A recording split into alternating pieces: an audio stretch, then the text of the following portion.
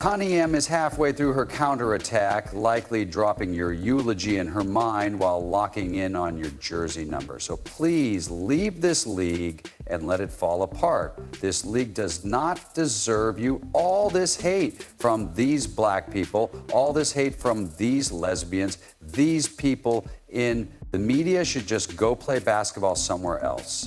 Your fans will follow you everywhere you go. However, let this fall apart and burn to the ground. Let the viewership fall below 50%. Let them lose hundreds of millions of dollars once more.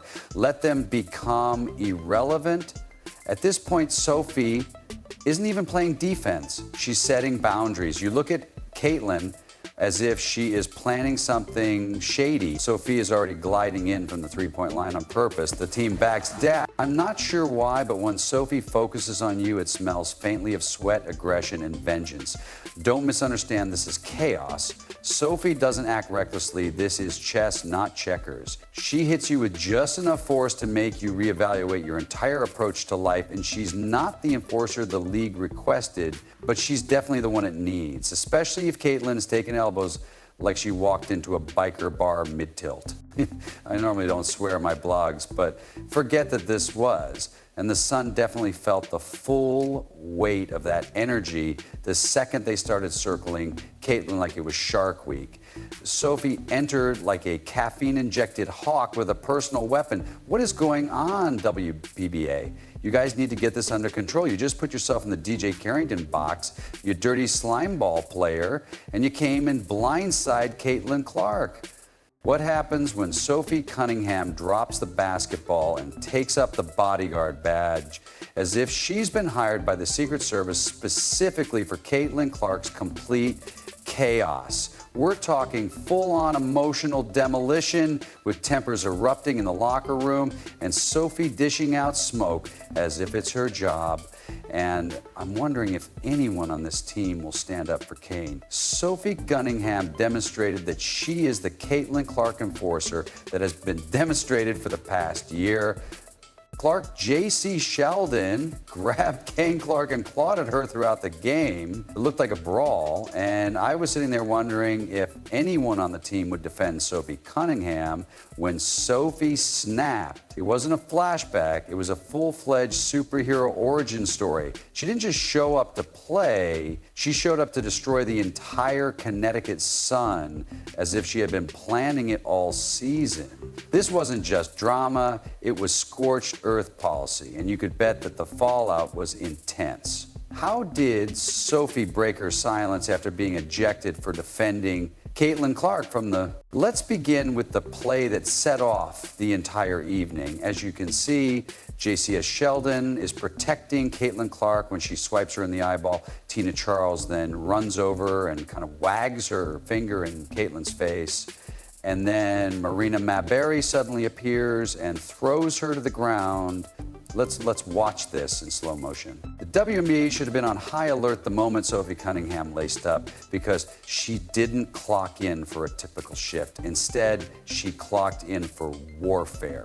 Sophie came with a single agenda. Make sure no one touches Caitlin Clark without immediate life-altering consequences. Think of her as a human firewall. Cross her perimeter and you're getting torched. Maria Maberry, bat out of hell, chucks Caitlin Clark saying, "Why are you still in my face?" The Indiana Fever W8871 took care of business at the end of the day. But let's be honest, Sophie wasn't moving like a teammate. Rather, she was moving like the head of security at Area 51.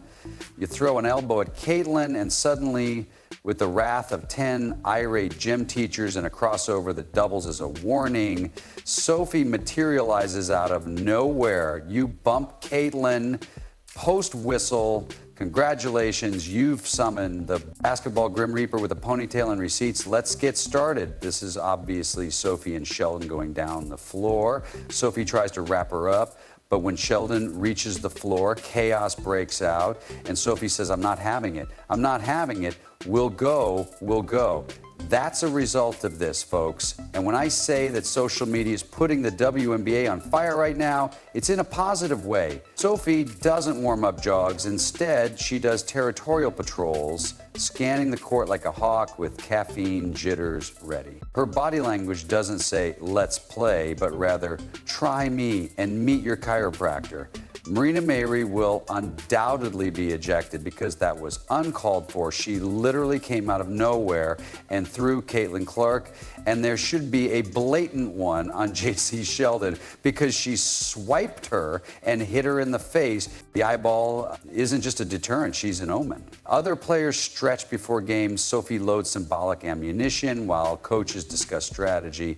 On Tuesday, Caitlin Clark, Marina Mabrey, and Tina Charles were assessed with technical fouls, that's all. J.C. Sheldon was assessed with a flagrant 1 foul, and no players were ejected. While some stars are creating playlists and practicing mindfulness, Sophie is storming into the arena like a berserker with court clearance, bringing that 90s bruiser energy wrapped in a modern-day don't mess with mind.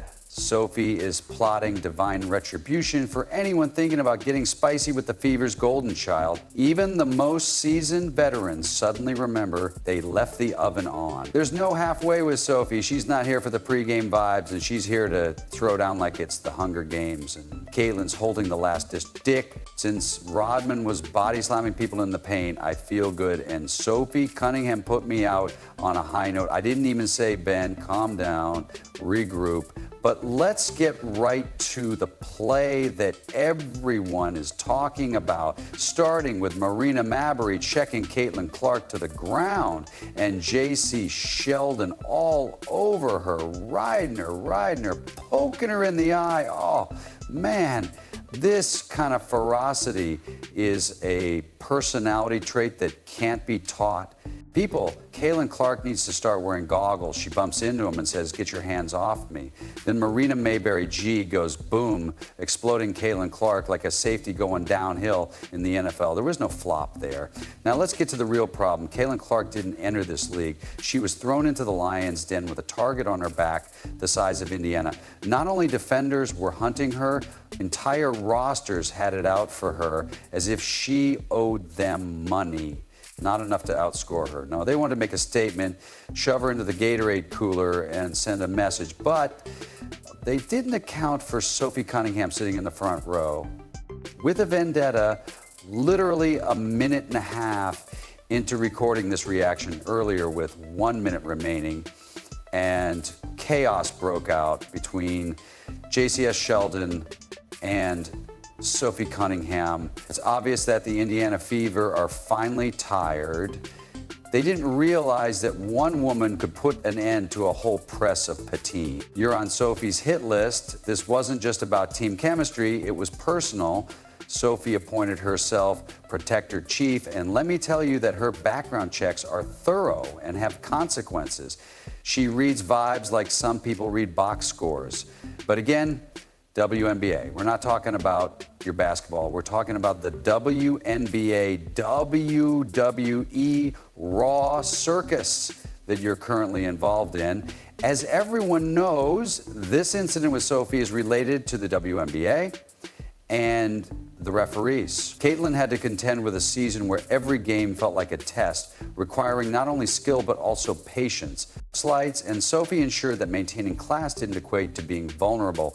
This wasn't about playing the game, but rather about maintaining peace in a war zone. Okay, enough is enough. However, there comes a time when the line is crossed too frequently and things need to be fixed. This is undoubtedly the case with the way Caitlin Clark is officiated.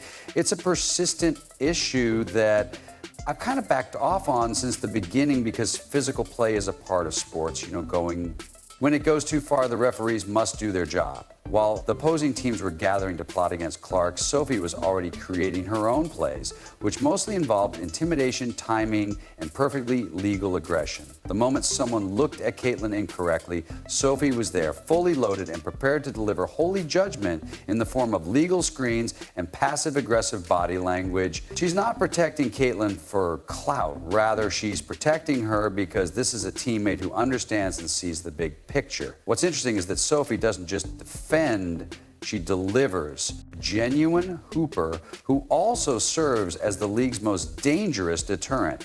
She isn't here for flowers, tweets, or trophies. Rather, she is here for Caitlin's safety, her team's sanity, and the complete destruction of every bad faith bump that magically isn't a foul. Sophie is more than just a teammate. She is a force of nature, and when she charges into a play with that signature "you messed up" smirk, and everyone on the court knows that things are going to get serious for NBA Kathy Engelberg. She didn't even get ejected, so the next time someone considers taking a cheap shot at Caitlin, they should keep in mind that Sophie Cunningham is one quick side eye away from changing the course of the game, the scoreboard, and possibly your entire career trajectory. She's not here for post-game interviews. Rather, she's here for the post-game silence when her presence alone shuts the whole thing down. Come on, bro. Caitlin Clark could have seriously been hurt right there by these haters, these jealous, hating players. They're just jealous and hostile. When the Connecticut Sun players decided to test their luck with some dubious fouls and cunning moving screens, Sophie Cunningham didn't hesitate. She went full medieval, no warm-up, no warning, just pure undiluted vengeance, wrapped in a tight ponytail and the kind of stare that makes grown athletes rethink their careers 1 second. By the way, this is what she posted as soon as it happened in the locker room before the game ended.